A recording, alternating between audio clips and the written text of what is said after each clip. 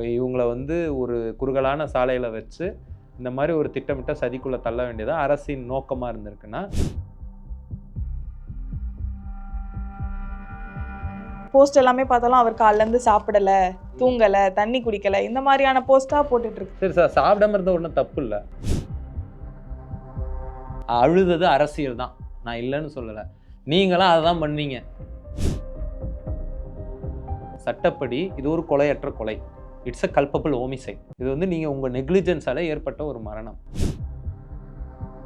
10,000 பேர் கூப்பிட்டு 27,000 பேர் வந்துட்டாங்கன்னா அப்படிதான் வருவாங்க. இப்ப இந்த கவுண்ட்டை கரெக்டா ப்ரெடிக்ட் பண்ணிட முடியுமா? முடியாது. அது யாரால முடியும்னா உளவுத்துறையால முடியும். இந்த மாதிரி ஒரு ரோட் ஷோ நடத்துறதோ, இந்த மாதிரி வந்து ஒரு ரேலி நடத்துறதோ, இந்த மாதிரி ஒரு மக்கள் சந்திப்பு கூட்டம் நடத்துறதோ அவருக்கு புதுசு. அவர் ஆடியோ லான்ச் நடத்தினவர் தானே.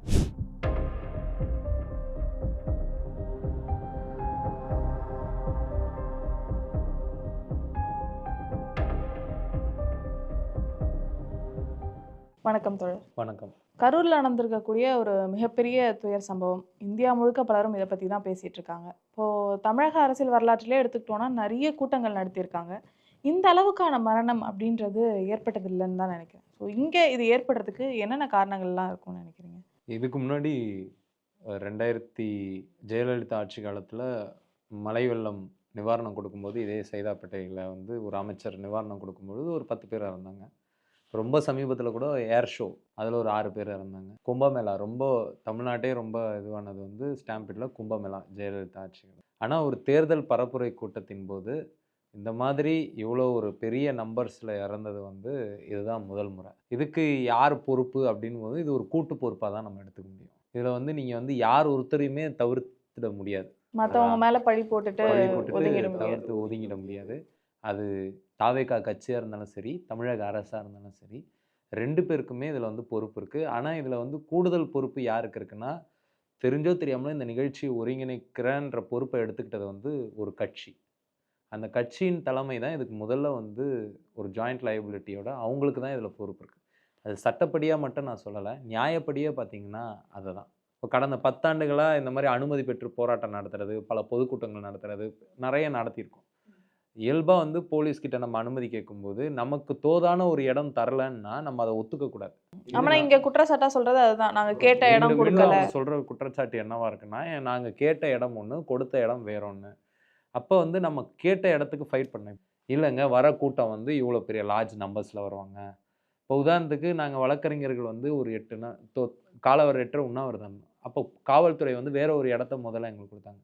அப்போ நாங்கள் என்ன சொன்னோம், இல்லை அந்த இடம் வந்து உண்ணாவிரதம் இருக்கிற மக்களை வந்து சந்திச்சுட்டு போகிறதுக்கு அந்த இடம் ஏதுவாக இருக்காது. இப்போ எங்களுக்கு மாற்றி கொடுங்கன்னு நீதிமன்றம் வரைக்கும் நம்ம போகிறோம். தொடர் அனுமதிக்கும் இடத்துக்கான தேர்வுக்கும் நம்ம நீதிமன்றம் வரைக்கும் போக வேண்டிய தேவை இருக்குது. இப்படி ஒவ்வொரு கட்சியும் வந்து அவங்களுக்கான இடம் கிடைக்கலனா, இப்போ உதாரணத்துக்கு அவங்க இன்னொரு இடம் பேரணி வந்து வழமையாக வந்து லேன்ஸ் கார்டன்லேருந்து ராஜரத்ன ஸ்ரீன்னு தருவாங்க. இல்லை வேற எங்கன்னா எங்களுக்கு பார்வையாக நடத்த வேண்டிய தேவை இருக்குன்னா அது கேட்கணும். நம்ம அது இல்லைங்க இந்த இடம் பத்தாது, நாங்கள் இங்கே தான் நடத்தணும் அப்படின்னு நிற்க வேண்டிய பொறுப்பும் கடமையும் அதிகமாக யாருக்கு இருக்குன்னா இவங்களுக்கு இருக்குது. இப்போ இவங்கள வந்து ஒரு குறுகலான சாலையில் வச்சு இந்த மாதிரி ஒரு திட்டமிட்ட சதிக்குள்ளே தள்ள வேண்டியதாக அரசின் நோக்கமாக இருந்திருக்குன்னா, இப்போ அந்த அரசின் நோக்கத்தை சொல்கிற நீங்கள் இந்த அரசின் நோக்கத்தை நீங்கள் முன்கூட்டியே அனுமானிச்சிருக்கணுன்ற அந்த அளவுக்கான புரிதலும் அனுபவமும் அந்த கட்சியில் இருக்கவங்களுக்கு அது லேக் ஆஃப் வந்து அந்த அந்த எபிலிட்டி அவங்களுக்கு இல்லை, அதை புரிஞ்சிக்கக்கூடிய தன்மை அவங்களுக்கு இல்லை. இப்போ அந்த அந்த முன் அனுமானத்தோடு இதை அணுகியிருந்தாங்கன்னா, ஏன்னா உங்களை நம்பி வர கூட்டம், ஏன்னா எல்லாருமே ஒரு வைப்பு தான் அவங்களுக்கு காமனாக இருக்குது. வேற வந்து ஒரு குழு நோக்கம் கூட இல்லை, அங்கே குழுவே இல்லை, ஒரு குரூப்பாக ஒரு நல்ல ஒரு நோக்கமே இல்லை, அவங்களுக்கு வைப்பு. சொன்ன மாதிரி அங்க தலைவரோட பேச்சை கேட்க வரோம் அப்படின்றத வந்து தாண்டி அவரை பார்க்க வரோம், குழந்தைக்கு பேர் வைக்கணும், என்னை பார்த்து கையாசிக்கணும், அவர் துண்டை தூக்கி என் மேலே போடணும், இந்த மாதிரியான ஒரு மொமெண்ட்டுக்காக தான் அங்கே வராங்க பெரும்பாலும். இதில் முக்கியமாக நம்ம பார்க்க வேண்டியது, நாம் மற்றவரை குறை சொல்வதற்கு முன்னாடி நான் எப்பயும் சொல்கிறேன், நான் அரசுடைய பொறுப்பை நான் விலக்கி விடவில்லை. அரசும் இதில் வந்து ஜாயிண்ட் லயபிலிட்டி. இப்போ ரொம்ப சமீபத்தில் தூய்மை பணியாளர் போராட்டம், நாங்கள் அமைதியாக போராடிட்டு இருந்தோம். போலீஸ் நைட்டோட நைட்டாக வந்தது, எங்களை அடிச்சது. அரசு சொன்னதை கேட்டு ஆளும் அரசுக்கு ஆதரவாக எங்களை அடித்து இனிமேட்டு யாரும் போராடிடக்கூடாதுன்ற நோக்கத்தோட கையை காலை உடைச்சாங்க. நாங்கள் ஒரு வருஷம்னு சொன்னால் அவங்க என்ன சொன்னாங்கன்னா, கார்பரேஷன் மேலே இவங்க கல்லை விட்டு அடித்தாங்க. அப்போ 2 வாங்க, நாங்கள் ஒரு தனிநபர் ஆணையம் வைக்கிறோம், அவங்க விசாரிப்பாங்கன்னாங்க. இந்த இடத்துல என்னன்னா, இங்கே அப்படி ஒன்று நம்மளுக்கு இல்லை. இதில் உண்மையே கண்ட ஃபேக்டே என்னன்னு இன்னும் முழுமையாக தெரியல. இப்போ வரைக்கும் சொல்லக்கூடியது கரண்ட் போச்சு, செருப்பு வீசப்பட்டது, இதெல்லாம் வந்து ஒரு ஃபேக்ட். ஆனால் இப்போ இன்னொரு வீடியோ என்ன வருதுன்னா, ஜென்ரேட்டர் ரூம்குள்ளே இவங்க போன ஒரு வீடியோ வருது. ஃபுல்லா கும்பலா கும்பலா இடமில்லாத போறாங்க. அவங்க தாவேக்கா ஆட்களே பொறுப்புணர்வோடு அணுகுங்கப்பா, தம்பிங்களா, உள்ள போகாதீங்க, கரண்ட் இருக்குன்றாங்க. ஸோ உள்ள போனவங்க எதனா ஒயர் இதுவாச்சா, இதெல்லாம் நம்ம விசாரிக்க வேண்டியது. அப்போ அதை தாண்டி அந்த செருப்பு போட்டது யாரு? அங்க இருக்கக்கூடிய நிர்வாகிகளை விசாரிக்க வேண்டியது இருக்கு. ஒரு ஒரு ஒரு இன்வெஸ்டிகேஷன் பண்ண வேண்டியது இருக்கு. இப்போ உதாரணத்துக்கு இன்னைக்கு காலையில அருணா ஜெகதீசன் அவங்க போயிருக்கிறாங்க. அங்க போயிட்டு நீங்க மனுவா குடுங்கன்றாங்க. ஒரு ஆணையம் அதுதான் வாங்கும். நம்ம ஆணையத்துக்கு முன்னாடி போய் வாக்குமூலம் தரணும்னா கூட, யார வாக்குமூலம் தர்றதுக்கு கூப்பிடணுன்றதுக்கே ஒரு போலீஸோட உதவி தேவைப்படும். அப்போ ஒரு எஸ்ஐடி மாரியான ஒரு டீம ஃபார்ம் பண்ணி ஃபர்ஸ்ட் இன்வெஸ்டிகேட் பண்ணுங்க. அதுல நான் தாவேக்காவோட நிக்கிறேன். நீங்க சிபிஐ கூட கேளுங்க, தப்பு கிடையாது. கேளுங்க, இந்த ஸ்டாம்பேட்ல என்ன நடந்ததுன்றத கொண்டு வருவோம். ஏன்னா மாநாடு ஒரு படிப்பினை, அதுக்கடுத்து திருச்சி கூட்டம் ஒரு படிப்பினை, நாமக்கல் கூட்டம் ஒரு படிப்பினைன்னும்போது, நாம என்னவா முன் தயாரிப்போட இருந்தோம். இப்போ உதாரணத்துக்கு நாங்க அண்ணன் ஆம்ஸ்ட்ராங்காக ஒரு பேரணி நடத்தணும் சென்னையில. ஒரு 10, 15,000 பேர் கலந்துக்கிட்டாங்க அதுல. நாங்க முன்னாடி நாள் ஆனா நாங்க கேட்டது 1000 பேருக்கு தான் அனுமதி கேட்டோம். ஏன்னா நாங்க அவ்வளோதான் நாங்க போய் கூப்பிட்டோம். ஆனா பப்ளிக் கால்ல அவங்க அதிகமா வந்தாங்க. அதனால அந்த குற்றச்சாட்டு தாவேக்கா மேல வைக்கக்கூடாது. 10,000 பேர் கூப்பிட்டு 27,000 பேர் வந்துட்டாங்கன்னா, அப்படிதான் வருவாங்க. இப்ப இந்த கவுண்ட்ட கரெக்ட்டா பிரெடிக்ட் பண்ணிட முடியுமா? நம்ம முடியாது. பர்மிஷன் அது யாரால முடியும்னா, உளவுத்துறையால முடியும். உளவுத்துறை எங்கள விட அவங்க வந்து என்னவா இருப்பாங்கன்னா, அது எப்படி சர்க்குலேட் ஆயிருக்கு, இப்ப நாங்க பண்ண பரப்புரை எந்த அளவுக்கு மக்கள போய் ரீச் ஆயிருக்கு, இல்ல இது இவங்கள அந்த ஆதரவு மனநிலை மக்கள்கிட்ட எந்த அளவுல இருக்குன்றதெல்லாம் உளவுத்துறை தான் கண்காணிப்பாங்க. இல்ல இவங்க வந்து இப்போ கூட்டம் அதிகரிக்கணும் அப்படின்றதுக்காகவே டைம் எல்லாமே ரொம்ப லேக் ஆகி இருக்காங்கல்ல.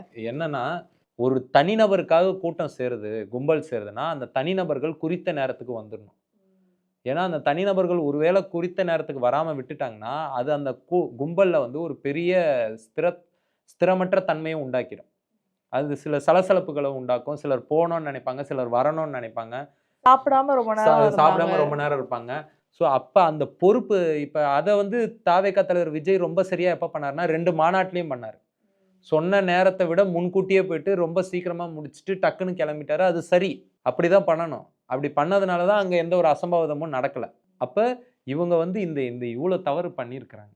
அத நம்ம வந்து ஏத்துக்கிட்டு தான் ஆகணும். இன்னொன்னு அந்த பாட்டில் தூக்கி போடுறதும் தப்பு. நீங்க கிரவுட வந்து நீங்க எப்படி மேனேஜ் பண்றீங்கன்னு. ஒரு கும்பல்ல தண்ணி கேட்கும்போது, அதுவும் விஜயே தூக்கி போடும்போது, நான் தூக்கி போட்டாலே 10 பேர் முண்டி அடிச்சுட்டு வருவாங்க. விஜய் தூக்கி போடுறத விஜய் நான் தான் தூக்கி என் பிடிக்கணும். தலைவன் தூக்கி போட்ட பாட்டிலு அப்படின்னு சொல்லி, அதுவும் அவரு அந்த நோக்கத்துல தூக்கி போடல. நான் அவருக்கு குற்றம் நோக்கத்த கற்பிக்கல. அந்த மாரிலாம் எந்த ஒரு ப ப ஏன்னா அவருக்கும் புதுசு. இந்த மாரி ஒரு ரோட் ஷோ நடத்துறதோ, இந்த மாரி வந்து ஒரு ராலி நடத்துறதோ, இந்த மாரி ஒரு மக்கள் சந்திப்பு கூட்டம் நடத்துறதோ அவருக்கு புதுசு. அவரு ஆடியோ லான்ச் நடத்துனவர் தானே. சோ அதுக்குன்னு இப்ப தண்ணி குடுக்கவோ, இல்ல வந்து தண்ணி ஆம்புலன்ஸ் குடுக்க ரெடி பண்ணவோ, குறைஞ்சது ஒரு 1000 ஹாஸ்பிட்டாலிட்டி பேர டீம். அவங்க தயாரா வச்சுக்கணும். எந்த இடத்துல இன்அடிக்குவேட் போலீஸ் ஃபோர்ஸ் வந்து பெரிய குற்றம் நம்ம சொல்றோமோ, ஆமாம் குற்றம். பத்தாது 500 போலீஸ் பத்தாது. தப்பு அது பண்ணிறக்கூடாது. ஏன்னா இந்த இந்த மென்டாலிட்டிய பார்த்து போலீஸ் ஷுட் ஹேவ் ஆன்டிசிபேட்டட். அவங்க வந்து ரொம்ப ஜாக்கிரதையா இருந்திருக்கணும். யாருமே அத திட்டமிட்டு அது தாவேக்காவா இருக்கட்டும், திமுகவா இருக்கட்டும். திட்டமிட்டு இப்படி ஒண்ணு பண்ணி, ஒரு உயிர் சேதத்த உண்டாக்கி, அதன் மூலம் அரசியல் பண்ணணும்னு நினைக்கும். ஆனால் உயிர் சேதம் வந்துட்ட பிறகு அரசியல் பண்ணணும்னு நினைப்பாங்க. அது இயல்பா வந்து அந்த அரசியல் அதுதான் இங்க அந்த இழிவான அரசியல் தான் இங்க இருக்கு.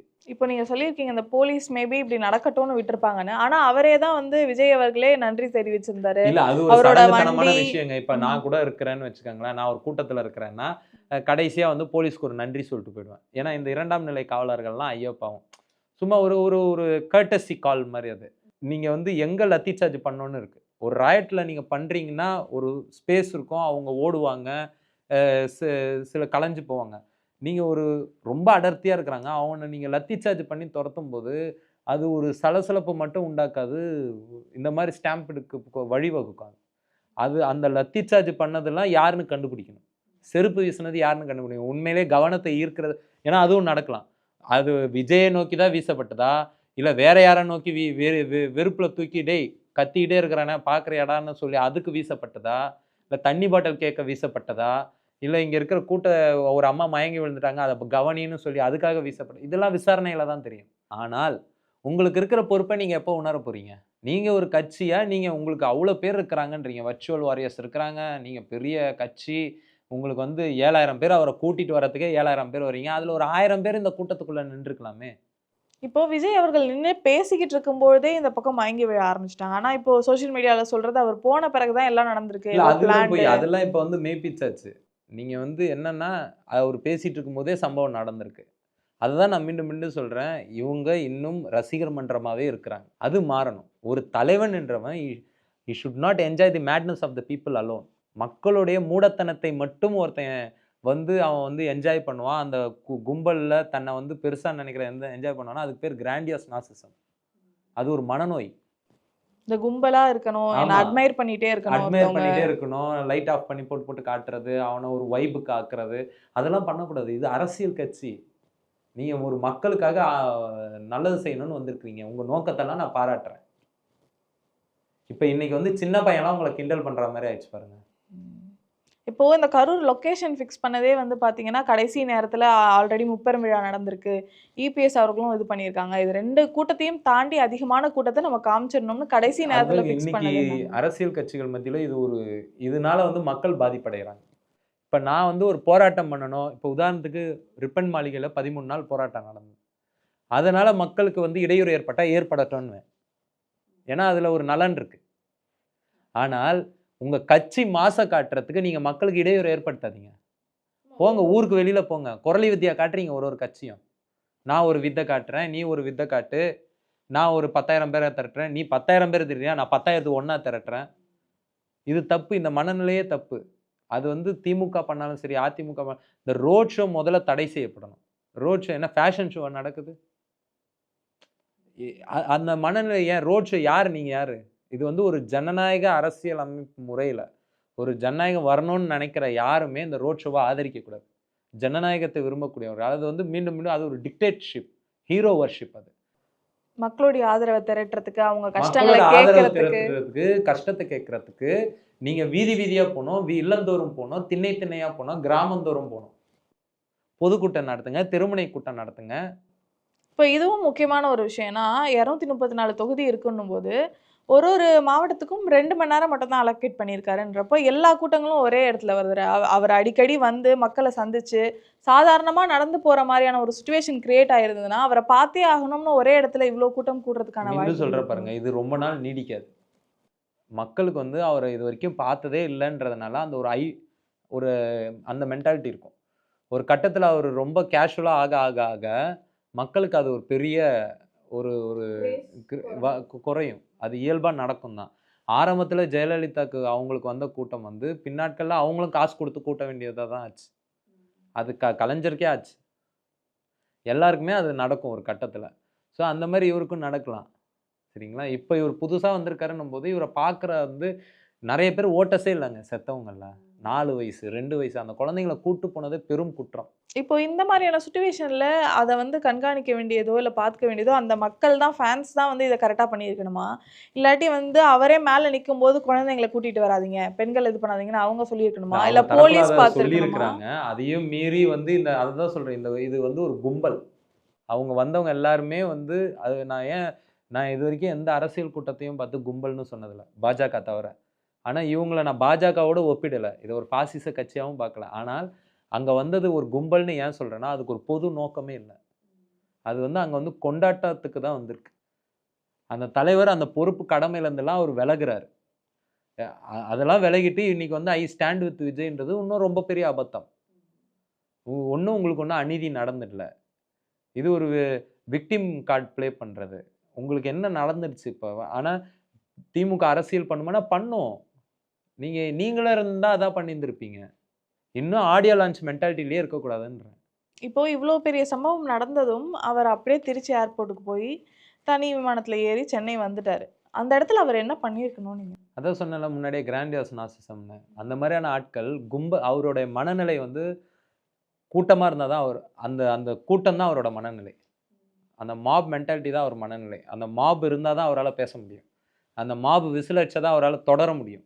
அவர் மாப் கை தட்டினா தான் அவரால வந்து ஆரவாரம் ஆரவாரம் பண்ணா தான் அவரால மீண்டும் மீண்டும் பேச முடியும்.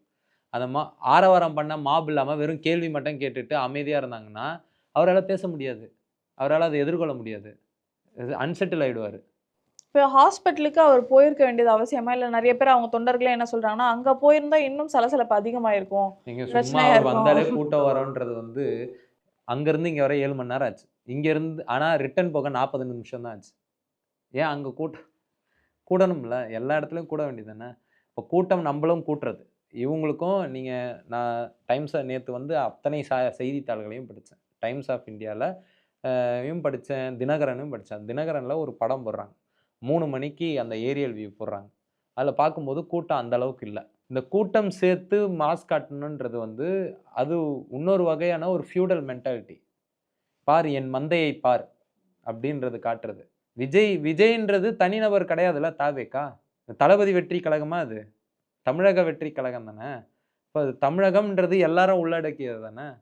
இப்போ நம்மக்கிட்ட நிறைய மாற்றிக்கணுன்ற நாம ஐ ஸ்டாண்ட் வித் விஜய்னு போடுறதுக்கு முன்னாடி, டிஎம்கேவை குறை சொல்கிறதுக்கு முன்னாடி, அரசை கேள்வி கேட்கறதுக்கு முன்னாடி, நம்ம என்ன லயபிலிட்டி, நமக்கு என்ன லயபிலிட்டி, நாம் என்ன தவறு பண்ணோம், அடுத்த கூட்டத்தில் நாம் என்ன பண்ணக்கூடாது, இந்த போட்ட பிரிவுகள் அத்தனையும் சரி, சட்டப்படி இது ஒரு கொலையற்ற கொலை, இட்ஸ் அ கல்பபிள் ஹோமிசைட். இது வந்து நீங்கள் உங்கள் நெக்லிஜென்ஸால் ஏற்பட்ட ஒரு மரணம். இதே மாதிரி தான் வந்துட்டு புஷ்பா படம் ரிலீஸ் ஆனப்போ 2 பேர் இறந்தாங்கன்றப்போ அல்லு அர்ஜுன் அரெஸ்ட் பண்ணி விசாரிச்சாங்க இல்லையா? ஸோ அதே மாதிரி இங்கே விஜய் அரெஸ்ட் பண்ணாமல் புசி ஆனந்த் மேலேயோ இல்லை மற்றவங்க மேலேயோ வழக்கு பதிவு. சட்டப்படி புசி ஆனந்துக்கு தான் பொறுப்பு. ஏன்னா அவர் தான் மனுதாரராக இருந்திருக்கிறார்.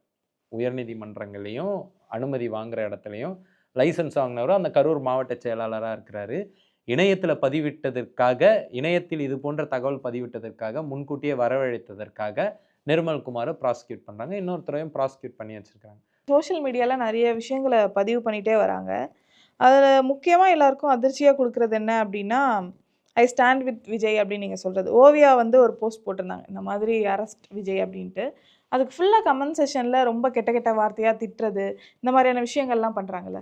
அதுதான் நான் தான் சொன்னேன்ல, இது ஒரு மாப். இதுக்கு ஒரு பொது நோக்கம் கிடையாது. கிட்டத்தட்ட எதிர்த்தரப்பு வச்ச விமர்சனம் இன்னைக்கு ஒன்னொன்னும் உண்மையாயிட்டு வருது.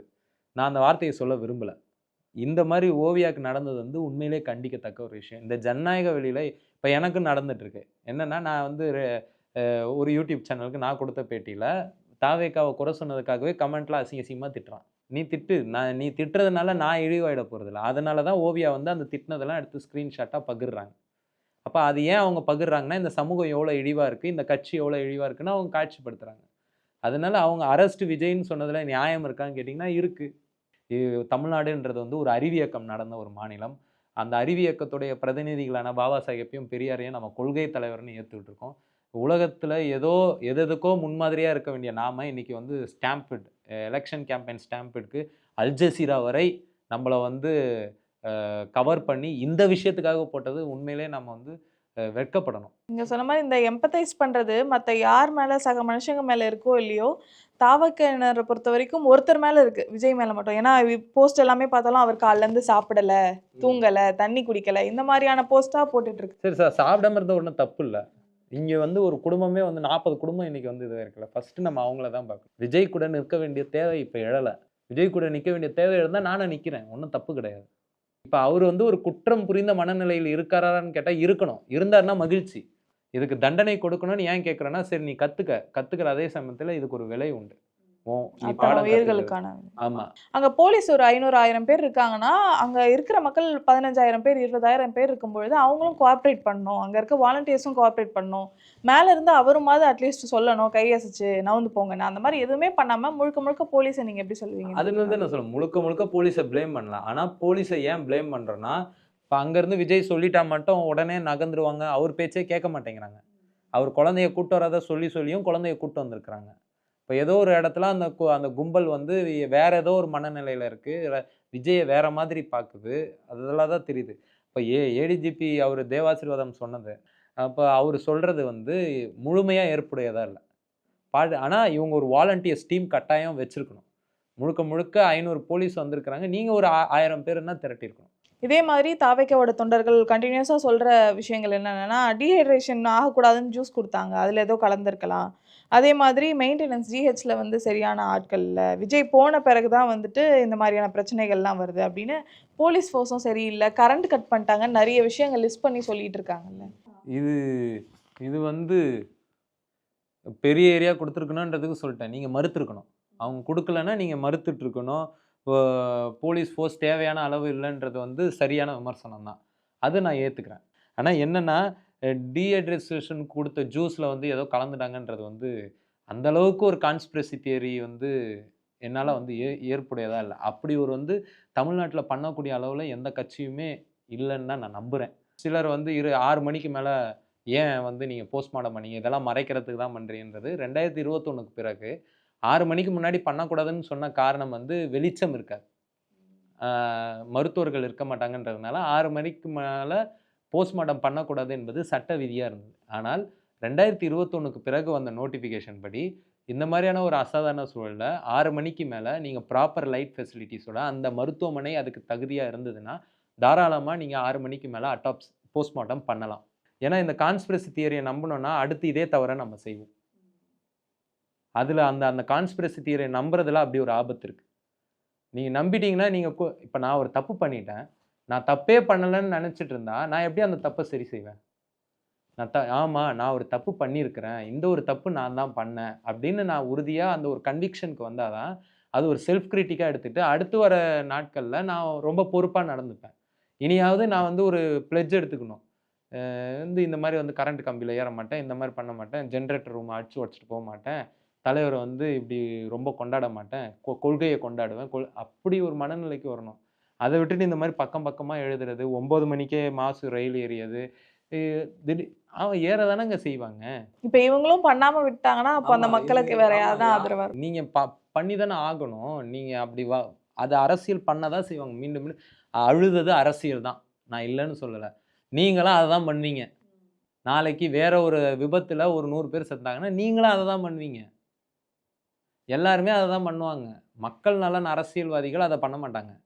அவங்க மக்களோட தேவை அது உண்மையான அழுகை எது, பொய்யான அழுகை எதுன்னு மக்களுக்கு தெரியும். ஸோ அதுல ஸ்டிக்கர் ஒட்டுவாங்களா? போயிட்டு செந்தில் பாலாஜி ஃபோட்டோ போட்டு வாட்டர் பாட்டில் குடுப்பாங்க. அதெல்லாம் குடுக்க தான் செய்வாங்க. அந்த நேரத்துல உனக்கு விஜய் வரல, நான் வந்தேன்னு காட்டுவாங்க. ஸோ இந்த மாரியான மனநிலை மக்கள் மத்தியில ஏற்படுத்தணும்னு அதெல்லாம் பண்ணுவாங்க. அது கான்ஸ்பிரசி கிடையாது. அது சீப் பாலிடிக்ஸ்ன்னு வேணா சொல்லுங்க. அப்படி ஒரு விமர்சனம் வைங்க. ஆனா அதுக்கு ஒரு கான்ஸ்பிரசி வச்சு நீங்க வந்து டோட்டலா உங்கள வந்து விலக்கிக்கிட்டு, இதுக்கும் எனக்கும் சம்மந்தமே இல்லன்னு ஒரு 3ஆம் மனுஷன் போல பார்க்கிறது.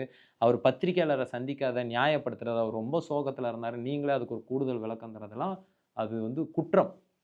அந்த குற்றத்த நீங்க பண்ணாதீங்க. அட்லீஸ்ட் இப்போ இந்த மாதிரியான பதில்கள் கூட ரசிகர்கள் தான் சொல்லிட்டு இருக்காங்களே தவிர்த்து, தாவேக்காவுல பொறுப்புல இருக்க யாருமே வரல இல்லையா? ஆதவ் அர்ஜுனாவே ஒரு 24 மணி நேரம் கழிச்சு தான் ஒரு ட்வீட்ட போட்டிருக்காரு. அதெல்லாம் தப்பு. ஒரு பொறுப்புல இருக்கிறவங்க நான் இந்த ரசிகர்களோட கருத்து மொத்தத்தையும் தாவேக்கா கருத்தாவும் பார்க்கல. ஆனால் தாவேக்கால இருக்கிறவங்களும் அமைதியா இருப்பது என்பது, அது இன்னும் கூடுதல் விமர்சனம் தருது. சரி விஜய் தான் பேச மாட்டாரு. உங்களுக்கு என்ன பிரச்சனை? நீங்க பேசியிருக்கணும்ல. நீங்க ஏன்னா தெரிஞ்சோ தெரியாமலோ அது உங்க கூட்டத்துல நடந்த ஒரு விபத்து. உங்க விபத்துக்கு நீங்க பொறுப்பெடுக்கணும்ல. இப்ப நீங்க போலன்னா, செந்தில் பாலாஜி என்ன பண்ணுவாருன்னா, பெரிய பெரிய பேனர் அடிப்பாரு. வாட்டர் பாட்டில்ல அவரு ஸ்டிக்கர் போட்டு குடுப்பாரு. செந்தில் பாலாஜி அறக்கட்டளைன்னு போட்டு வாட்டர் பாட்டில் குடுப்பாரு. அப்படிதான் நடக்கும். அப்ப அது நடக்கக்கூடாது. இல்லங்க இது இப்படி நடந்ததுன்னா, நீங்க எப்படி ப்ரூவ் பண்ண போறீங்க? எனக்கு இதுல நீங்க வழக்கு போட்டது சரியான மூவ். ஓகே. நீங்க விசாரணை கேட்கிறீங்க. நானும் கேட்கிறேன். உங்களோட சேர்ந்து. ஆமா. அதுக்கு நான் வேணா ஐ ஸ்டாண்ட் வித் டிவிகேன்னு சொல்லிட்டு போறேன். ஏன்னா, அது விசாரணை தான் அது உண்மை. ஆனால் நீங்க மக்களோட இல்லாமல் இருந்ததற்கு எந்த காரணம் சொன்னாலும், அது நியாயமான காரணமா இருக்க முடியாது. ஓகே. இப்ப இந்த பிரச்சனையில கடைசியா வழக்கு பதிவு பண்ணியிருக்காங்க. யார் மேல எந்த மாதிரியான ஆக்ஷன் எடுக்கிறது சரின்னு நீங்க சொல்லுங்க. அவங்க வந்து என்னதான் நீங்க வந்து எனக்கு கேட்ட இடத்த குடுக்கல, கூட்டம் வந்து இதுவா குடுத்துட்டாங்கன்னுலாம் சொன்னாலும், ஒத்துக்கிட்டு வந்துட்ட பிறகு, நாம் தான் பொறுப்பாளி ஆவோம். ஒத்துக்காத வரை நீங்க பொறுப்பாளி கிடையாது. ஒத்துக்கிட்டு வந்துட்ட பிறகு ஐ ஸ்டாண்ட் வித் விஜய்ன்னு போடுறதுல எந்த ஒரு நியாயமும் இல்ல. அரசை அதன் பொறுப்புக்கு நாம வந்து மக்களின் முன்னால் அத நிறுத்துவோம்.